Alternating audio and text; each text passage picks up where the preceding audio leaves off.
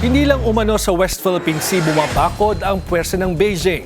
Pero sa gitna ng tensyon sa karagatan, matagumpay na nakarating ang ika-4 na civilian mission sa Pag-asa Island. Yan ang Agenda Weekend Report ni Francis Volve. Tagumpay ang atin ito fourth civilian mission sa paglalagay ng isang bandila ng Pilipinas sa Sandy Cay. Parte ang isla ng Kalayaan Island Group na located sa disputed waters ng South China Sea at West Philippine Sea.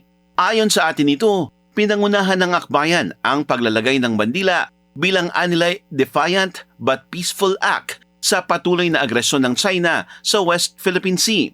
Ginawa ang misyon mag-aalas 6 ng umaga sa gitna ng heavy presence ng Chinese vessels sa lugar. Bahagya ring nagkaaberya sa pagpapalipad ng drone ng koalisyon na humingi umano ng registration ng China. Tanong nila, pati ba naman sa airspace binabakuran? Palagay dito ni Defense Secretary Gibo Chodoro, Firstly, hindi ko alam kasi what the situation is. Pag-aaralan natin because that's a CAAF issue. Pangalawa naman,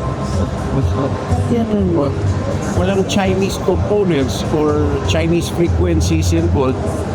Nakakalipat ang drone kahit walang paadap China.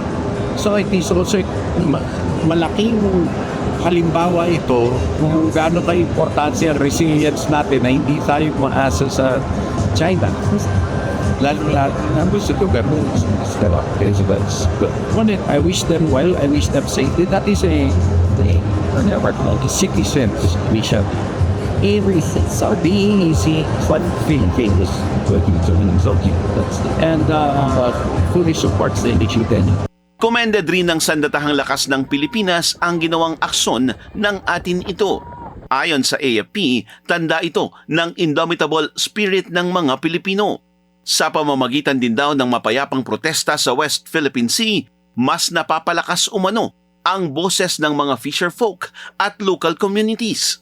Patunay rin anila na hindi lang strategic area ang West Philippine Sea, kundi parte ng ating national heritage at livelihood. Paninindigan ng AFP, committed sila sa mandato para maprotektahan ang ating teritoryo at sa pagsuporta sa isang mapayapa at rules-based initiative na nagpapatatag sa 2016 Arbitral Award na napanalunan ng bansa. Para sa Agenda Weekend, Francis Polbe, Bellionario News Channel.